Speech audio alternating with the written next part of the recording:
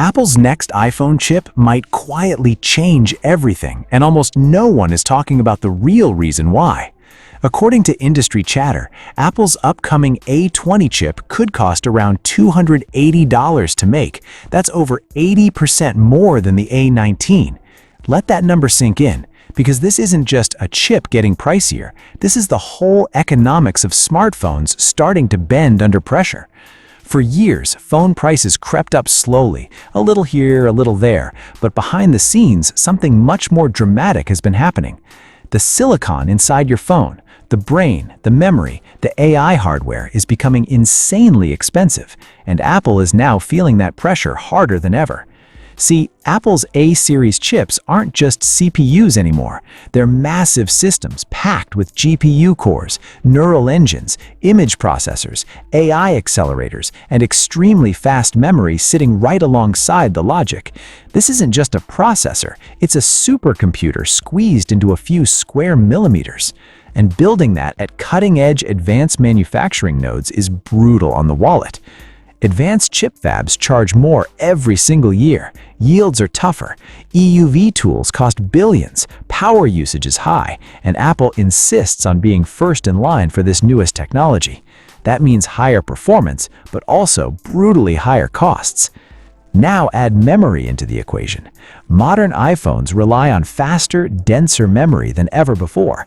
AI features demand it, high-resolution video needs it, gaming pushes it. Suddenly, the chip plus memory combo becomes the single most expensive component inside the phone, more than the display, more than the cameras, even more than the battery and frame combined. And here's where the story gets even more important for your wallet. Look back at recent iPhone pricing history. Apple has held base model prices around $799 for a few years now. iPhone 15, 16, even 17 all start in that ballpark. But the average selling price Apple actually gets has been steadily climbing and recently crossed around $900 globally.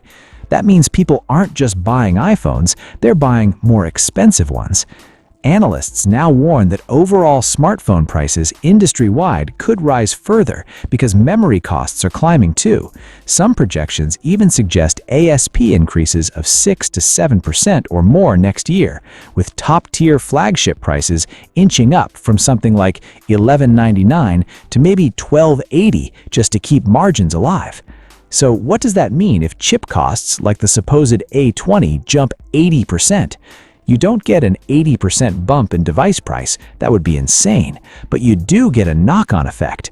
Rising chip costs mean fewer ultra-cheap models, tighter margins on base units, higher prices on Pro models, and accentuated price gaps between storage tiers.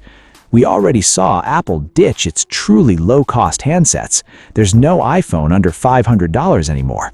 The budget model now starts closer to $599, and that's before even considering the most powerful chips. And in markets like India, flagship models are already creeping past 2 lakh for premium variants, setting new price records for smartphones.